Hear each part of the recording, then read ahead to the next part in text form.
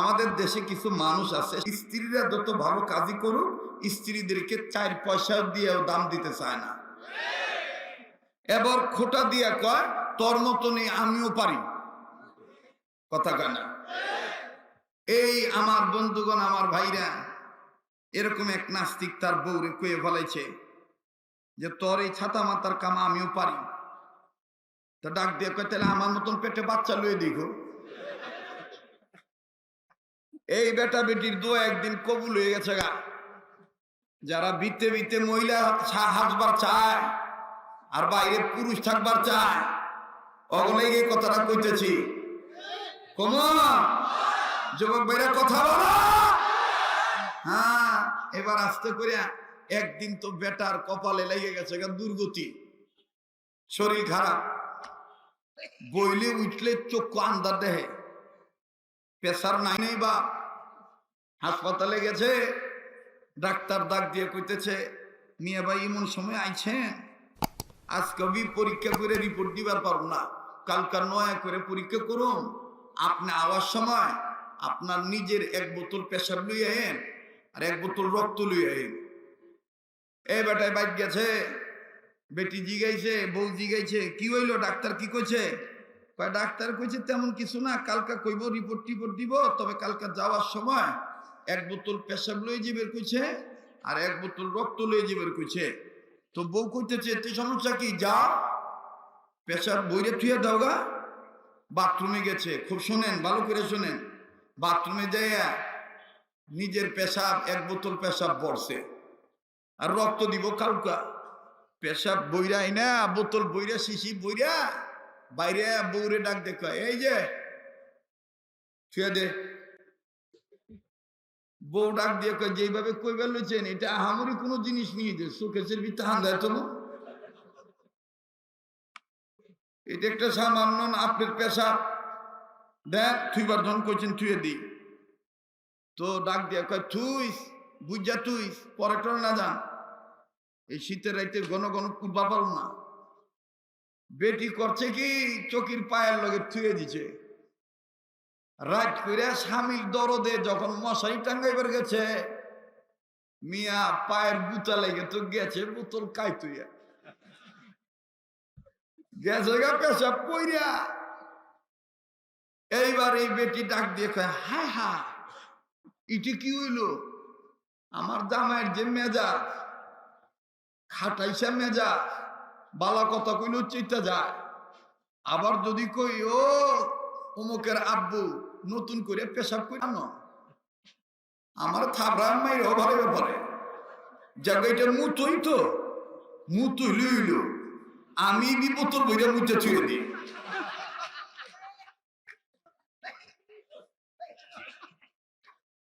আল্লাহর রহমতে আমি এই কামই করি, খালি একটু খেয়াল করে। এইবার বোতল বইরা বেটি স্বামীর মায়ের তেনে বাথরুমে লেগে ছুঁয়ে দিছে বইরা। সকালবেলা মরার ঘরের মরায় নিজের পেশাব মনে করে গেছে লেবে পরীক্ষাগারে, ডাক্তারের কাছে নিয়ে কয় এই যে আমার মুখ আর এই যে রক্ত, আলা পরীক্ষা করে দেন কি হয়েছে। এইবার ডাক্তার পরীক্ষা করার পরে একবার পেশাবের রিপোর্টের দিকে দেখে, একবার এই মরার দিকে তাকায়। তো মরা ডাক দিয়ে কই বলেছি কি হয়েছে, কয় কি যে হয়েছে কিয়ামতের আলামত মনে হয়। কয় কি লিগা, কয় পেশাব কার, কয় কে রে আমার। আরে মিয়া আপনার পেশাব, আপনার পেশাবের রিপোর্ট তো ভালো না। কয় কি হয়েছে জন্ডিস মন্ডিস নি, কয় কি এর জন্ডিস, আপনার পেশাবের তেলে রিপোর্ট হয়েছে আপনার পেটের ভিতরে 7 মাসের বাচ্চা। কয় মাসের বাচ্চা? এইটা শোনার পরে বেটা ডাক দেখে হায় হা আল্লাহর গজব আয়া পড়লো নি আমার উপরে। হ্যাঁ ডাক্তার এটা কি কইলা, আমার পেটে 7 মাসের বাচ্চা করতে দেব। এইবার মনে করেন মরা আধা মরা হয়ে গেছে গা, দরাদরি ঘুরে বাইক নিয়ে গেছে। বাইক নিয়ে যাইয়া মাথায় পানি টানি ঢালছে, বউ জিগাইতেছে কি হয়েছে, বউ তো জানে কি ঘটনা ঘটছে। তারপরও বৌদি গাইছে যে কি হয়েছে, এত ঘাবড়াচ্ছ করে, নার্ভাস হচ্ছে কেলা, কি হয়েছে? কথা কইস না, তোর বন্ধু লেগে গেছে। রিপোর্ট এসে আমার পেশাবের তেলে আমার পেটে 7 মাসের বাচ্চা। এই বেটি ডাক দিয়ে কয়, আল্লাহ তওবা করো, আর জীবনের বেটি 7 বাচ্চা বাকি না, মহিলা হইবার চাই বাকি না, বেটা বেটাই থাকবো, বেটি বেটি থাকি, যাবি আল্লাহর আইন। হরমোনের সমস্যা থাকলে স্বভাবগত সৃষ্টিগত হিজড়া হইব, এই যে আল্লাহর আইন। আর নতুন কইরা বেটি 7 বার যাবে কিনা তওবা করো, কয় শিগগিরই পানি এনে দে, ওযু করি, জানামাজ বিছায় দে। এই মরার ঘরের মরা যায় নামাজ বিছে, এই যে নামাজ পড়বার লইছে, নামাজ আর শেষ হয় না। সালাম ফিরানোর পরে 20 মিনিট 25 মিনিট পরে বেগমে জিগাইতেছে, কয় রাকাত পড়লা? আন্দা বুন্দা মানতাছি, তবা কবুল হইল, হিসাব করতাছি না, আন্দা বুন্দা মানতাছি না। ঠিক আছে মারো, তবে মাইরা মুইরা কাম হইব না। এই তোমার এই রোগের ঔষধ আমার কাছে আছে, ফু মাইরা দিলে যে বোগা। এই বেটা ডাক দেখো, হায় হায়, তাহলে আন্দা বুন্দার ছেলে মুখে লিগে রুকু তুমি কে লিগে দে, আমার ফুয়াই দে, দে দে ময়না, আমার ফুয়াই দে। ময়নার মা ডাক দিয়ে, ময়না ডাক দিয়ে, কি আর ভুদি মো, ওই পেশাব আমারা ছিল, ওই পেশাব আমারা ছিল। আপনারা নতুন করে পেশাব আনবার কম হইতে সাহস পাই নাই, কারণ আপনার মেজাজ ভালো না। ভালো কথা কইলো আপনি আমার এই ফকির নিজেকে গালি দেন, এলিগা আমি বইরে রাখছিলাম বোতল। তো এইবার ডাক দিয়ে কয়, জাগা তুই যা করছস করছস, আমার বিবেকের চোখ খুলে দিছস। আসলে আল্লাহটাই সত্য, পুরুষ পুরুষই থাকবে, নারী নারী থাকবে, হিজরা হিজরাই থাকবে। মুসলমানের বাচ্চারা, পুরুষ যারা একবারই কাটা ছাটা করে, সুন্নতে খাতনা করে, দ্বিতীয়বার কাটা ছাটা করার প্রয়োজন হয় না। যারা দ্বিতীয়বার ট্রান্সজেন্ডার নামক এই বস্তুটা বাস্তবায়ন করার জন্য, এটা যারা বাস্তবায়ন করার জন্য আদা জল খেয়ে নেমেছে, আমি তাদের কাছে জিজ্ঞাসা করতে চাই, তুমি কেমন মুসলমান গো? তোমার আজকে হাত হয়েছে, তোমার আজকে আকল হয়েছে, তোমার আজকে ব্রেন হয়েছে, তোমার আজকে চোখ হয়েছে, তুমি কি জানো ও বান্দা, তোমার এমন একটা সময় ছিল তুমি উল্লেখযোগ্য কোন বস্তুই ছিলে না। হাল আতা আলাল ইনসানি হিনুন মিনাদ দাহরি লাম ইয়াকুন শাইআন মাযকুরা, উল্লেখযোগ্য কোন বস্তুই তুমি ছিলে না।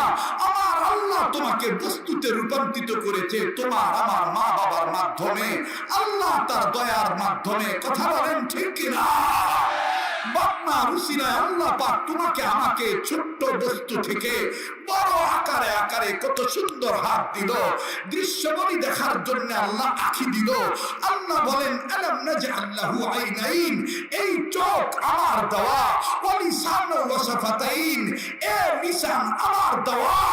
এ বান্দা, তোমাকে দেখতে বড় ভেরি সুইট লাগে, তোমার চেহারাটা খুব সুন্দর, সুপার ওয়ান্ডারফুল, তোমার বডি স্ট্রাকচার খেলিরা, দেহটা, এই বাক্সটা অনেক সুন্দর। এই সুন্দর বাক্স এটাও কিন্তু আমি আল্লাহ বানিয়েছি। তোমার এই সুন্দর সুরতটা তোমার কোন নেতা দেয় নাই, আমি আল্লাহ তোমার সুরত সুন্দর করে দিয়েছি, এটা আমারই তৈরি করা। ফি একটি সুরতিন মা শাআ রাকাবা, এটা আমার তৈরি করা। বান্দা, তোমার হাতের জায়গায় হাত, পায়ের জায়গায় পা, নাকের জায়গায় নাক, চোখের জায়গায় চোখ, মুখের জায়গায় মুখ, এই সব জায়গায় জায়গায় যন্ত্রপাতি সেটিং ফিটিং করা, এগুলো তো সব সৃষ্টির স্রষ্টা আমি রে বান্দা। আল্লাযী খালাকাকা ফাসাওয়াকা ফাআদালাক, সব সৃষ্টির স্রষ্টা আমি রে বান্দা। বান্দা বানাইলাম আমি, কিন্তু তুমি আমার সাথেই গাদ্দারি করো, আমার সাথে বাটপারি করো, নতুন করে আবার কাটছাট করে তুমি কি বাস্তবায়ন করতে চাও? তোমাকে তো আমি এমনি সুন্দর করে বানিয়েছি, যার কারণে আমি রব্বে কাবা जल जलाली वल इकराम, गफूर और गफ्फार, हन्नान और मन्नान, रहमान और रहीम, करीम और रब्बुल आलमीन। আমি আল্লাহ কুত্তা বানায় আহসান বলি নাই, বিড়াল বানি আহসান বলি নাই, শিকাল বানি আহসান বলি নাই, হাইনা জন্তু জানোয়ার বানি আহসান বলি নাই। একমাত্র তুমি আদম সন্তানের ক্ষেত্রে, ইনসানের ক্ষেত্রে আমি আল্লাহ আহসান শব্দ ব্যবহার করেছি। আমি আল্লাহ দায়িত্বহীন কণ্ঠে বলে দিয়েছি, লাকাদ খালাকনাল ইনসানা ফি আহসানি তাকওয়িম। আমি রব্বে কাবা তোমাকে সুসংগঠিত, ওয়ান্ডারফুল, বিউটিফুল, সুপার করে আমি আল্লাহ তোমাকে বানাইলাম, কিন্তু তুমি আমার সাথে গাদ্দারি করলা। ইন্নাল ইনসানা লিরাব্বিহি লাকানুদ। সবচাইতে বড় নিমুখারাম তুই রে বান্দা। এই বান্দা শোন শোন শোন, ইয়া আইয়ুহাল ইনসানু মা গাররাকা বিরাব্বিকাল কারীম। আমি রবের পথ ভোলা তোমাকে কিসে করে দিল? কোন খোয়ার থেকে তুমি দুনিয়া ঢুকলা? আবার কোন খোয়ারে তোমার আসতে হবে? এই সামান্য কিছুদিনের হায়াতকে তুমি টাল মাটাল ডিজিটালের কথা বলে তুমি নিজেই টাল হয়ে গেলা। শোনো বান্দা শোনো, আমি জানি তুমি গুনাহ করতে করতে হয়েছো গুনাহগার। আমি আল্লাহ তোমাকে মাফ করব বিদায় আমি আমার নিজের নাম তোমার জন্য রেখেছি গফফার। বান্দা, আমার স্নেহের আবু তোহা আদনান বলে গেছে, ফিরে আসতে হবে আল্লাহর কাছে তওবাতুন নাসুহার মাধ্যমে, ফিরে আসতে হবে আল্লাহর কাছে। আল্লাহ সে কথাটাই বলেন। আমি এখানে বসে বসে আমি তার প্রত্যেকটা কথা নোট করেছি। জায়গায় বসে আল্লাহর মদদে হক্কানি ওলামায়ে কেরাম বুজুর্গদের দোয়ার নেক নজরে, আপনাদের অন্তরের আন্তরিকতার দোয়ার বরকতে আমি আল্লাহ এই আয়াতগুলো জায়গায় বসেই আমি নির্বাচন করেছি। তার কথাগুলোর পিছনে আল্লাহর কি কথা, রাসূলের কি কথা। ও উম্মাহ, তুমি স্কলারের পাগল হয়েও না, তুমি গলার পাগল হয়েও না, তুমি তালের পাগল হয়েও না। আল্লাহ বলেন, বান্দা তুই গুনাহগার, আমার নাম গফফার। আয় বান্দা আয়, মেরে গোলাম মেরে পাস আও, জলদি জলদি আও, কুইক কুইক। আমি আল্লাহ তোমাকে ডাক দিলাম, ফাফিরু ইলাল্লাহ। আসো বান্দা, তুমি আমার দিকে ফিরে আসো। সাবিকু ইলা মাগফিরাতিন মির রাব্বিকুম। দৌড় মারো বান্দা, প্রতিযোগিতার মাধ্যমে আমি রবের কাছ থেকে গুনাহ মাফ নেওয়ার জন্য। হ্যাঁ বান্দা, আমি জানি তোমার অন্তরের খবর। তুমি আসতে যে ভাবিতে পারো আমি অত গুনাহ করেছি, অত শত গুনাহ করেছি, এত এত পাপ করেছি, আল্লাহ কি আমাকে মাফ করবেন? আল্লাহ বলেন, বান্দা আমি তোকে যত্ন করে রত্ন বানাইলাম। লা তাকুনাতু মির রাহমাতিল্লাহ। আমার রহমত থেকে নিরাশ হইস না। প্রিয় উম্মতের আলেমরা প্রত্যেকটা কথা এখানে বুঝতেছেন। আমার বন্ধুগণ, ইসলামী বিশেষজ্ঞগণ, তিনারা বুঝতেছেন। আমার ভাইরা খুব খেয়াল করে কথাগুলো শোনা চাই। জীবনের শেষ বয়ান মনে করে বয়ান করছি। আল্লাহ বলেন, লা তাকুনাতু মির রাহমাতিল্লাহ। আমার রহমত থেকে নিরাশ হইও না বান্দা। তুমি আমাকে ডাক দাও, পীরকে ডাকিও না, নেতার কাছে ধন্না ধরিও না, কোন নেত্রীর কাছে মাথা নত করিও না, কোন জাতের কাছে মাথা নত করিও না। তুমি আমাকে ডাক দাও, আমি আল্লাহ তোমার ডাকে সাড়া দেব। উদউনি আস্তাজিব লাকুম। আমি আল্লাহ তোমার ডাকে সাড়া দেব। তোমার কিছু চাওয়া পাওয়া থাকলে আমার কাছে চাও। কোন নেতা নেত্রীর কাছে চাইও না, কোন পীরের কাছে চাইও না, আমার কাছে চাও। ওয়া ইযা সালাকা ইবাদি আন্নী ফাইন্নী করিব। আমি আল্লাহ তোমার চাওয়া পাওয়া মিটিয়ে দেব। হ্যাঁ বান্দা, তুমি ভাবতে পারো আল্লাহ তুমি তো আমাকে বানিয়ে দুনিয়ায় ছেড়ে দিয়েছ। আর কোরআন থেকে জেনেছি তোমার জায়গাটা আর রহমান আলাল আরশি ইস্তাওয়া।